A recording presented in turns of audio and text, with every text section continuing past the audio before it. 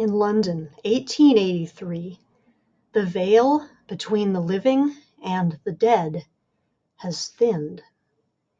Under the watchful eye of the Royal Speaker Society, violet-eyed mediums commune with spirits, but only men can be mediums. And when people look at 16-year-old Silas Bell, they don't see a young man. Instead, they see a young woman. I'm talking today about The Spirit Bares Its Teeth by Andrew Joseph White. Now, in this 1880s London, as reimagined by White, the Royal Speaker Society holds unchecked power, especially where it concerns the breeding of people with violet eyes. The role of violet-eyed women in this society is to produce violet-eyed sons. Any attempts by women to interact with the spirit world puts them at risk of something called veil sickness, which supposedly sends them into madness. All of this, of course, is according to the Royal Speaker Society. Silas's family has arranged for him to be married by the end of the year to the son of a high-placed society member. It doesn't matter that Silas has needed a decade of tutors to hide his autism, that he practices surgery on slaughtered pigs, or that Silas is a boy and not the girl the world insists on seeing. After a failed attempt to escape this arranged marriage, Silas is diagnosed with veil sickness and shipped away to Braxton's finishing school and sanatorium. The facility is cold, the instructors merciless, and the students either bloom into eligible wives or disappear.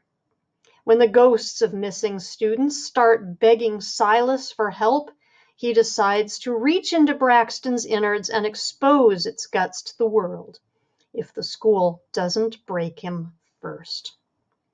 One of the things that fascinated me about this novel was the way that an autistic character is portrayed in a society in which no such diagnosis exists. This is London in the 1880s, after all, and the concept of autism was not explored until the 1930s and 40s through the works of Dr. Hans Asperger and those of Dr. Leo Kanner. So Silas's autistic tendencies are described according to the medical views of 1880s London as that of Silas being an imbecile.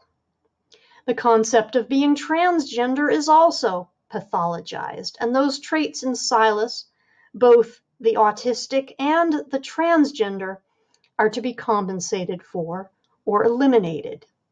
But Silas does not want his tendencies compensated for or eliminated.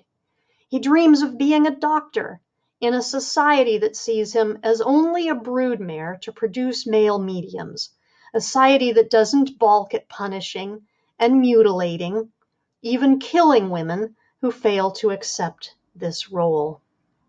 I found this to be an intense book of suspenseful and gothic horror. A worthy sophomore effort from an author whose first book was a finalist for the William C. Morris Debut Award, which is given to a work of young adult literature by a first-time author writing for teens.